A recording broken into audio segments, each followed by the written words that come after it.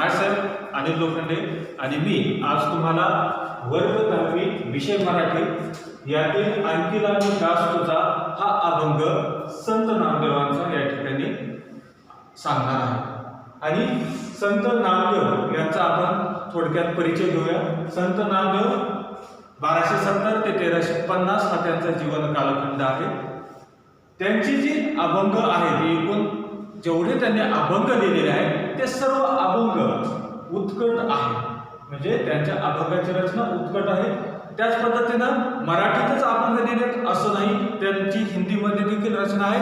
हे जर तुम्हाला पाहायचं असेल तर शिखांचा पवित्र धर्मग्रंथ जो आहे गुरु ग्रंथ साहिब यामध्ये भक्त नामदेवजी की मुखबाणी म्हणून एक त्या ठिकाणी चॅप्टरच एक कॉलमच गुरु ग्रंथ साहिब मध्ये आपल्याला पाहावयास मिळतो। त्यामध्ये सुमारे 61 कवने आपल्याला संत नामदेवांचे वाचायला मिळते। परंतु आता अंकिला मी दास तुझा याची मध्यवर्ती कल्पना काय आहे अभंगाची, तर मध्यवर्ती कल्पना किंवा याचा भावार्थ आपल्याला असं सांगता येतो की संत नामदेवांना परमेश्वराच्या कृपेची गरज आहे किंवा त्याची याचना ते करायले, पण ती याचना करत असताना ती कृपा कशी असावी हे सांगण्यासाठी त्यांनी विविध दृष्टांत या अभंगात दिलेले आहेत। एका दृष्टांताचा आपण सविस्तर या ठिकाणी विचार करणार आहोत। तो पहिला दृष्टांत या ठिकाणी आपण घेणार आहोत, तो म्हणजे या ठिकाणी अग्नी माझे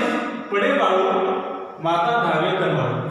अग्नी माझे पडे बाळू माता धावे कनवाळू, तैसा धावे माझ्या काजा अंकिला मी दास तुझा।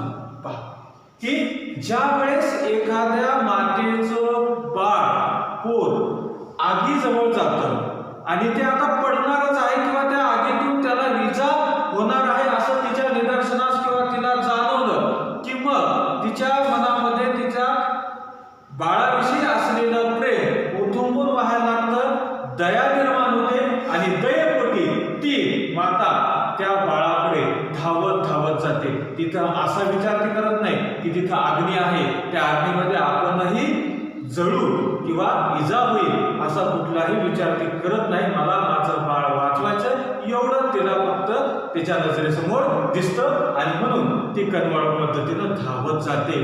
तैसाच त्याचप्रमाणे पांडुरंगा परमेश्वरा त्या मातेप्रमाणेच माझ्याकडेही माझ्या कामासाठी माझी या काजा म्हणजे काय त्या ठिकाणी काम कार्य माझ्या कामासाठी सुद्धा तू तसाच कनवाळू पद्धतीनं धावत ये का, कारण मी अंकित तुझा दास आहे। म्हणजे मी अंकित झालो, अंकित म्हणजे या ठिकाणी शरण, मी शरण आलेलो आहे तुला आणि शरण आल्यानंतर तुझा दास झालोय, शिष्य झालेला आहे आणि म्हणून माझ्याही कामासाठी तू असंच मातेसारखं धावत धावत ये असं त्या ठिकाणी पुढे सांगितलेलं आहे। आता पुढचा दृष्टांत पाहूया आपण।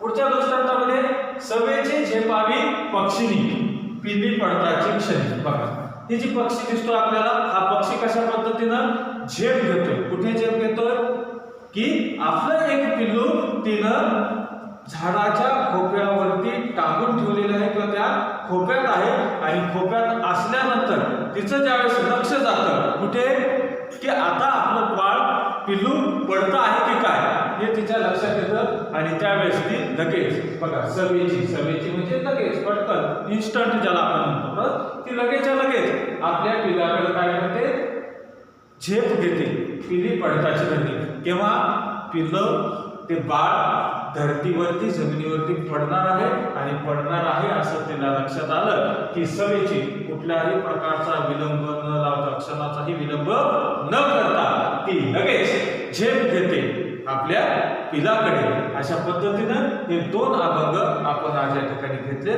पुढील उर्वरित अभंग आपण पुढच्या तासिकेमध्ये घेऊया। तोपर्यंत धन्यवाद।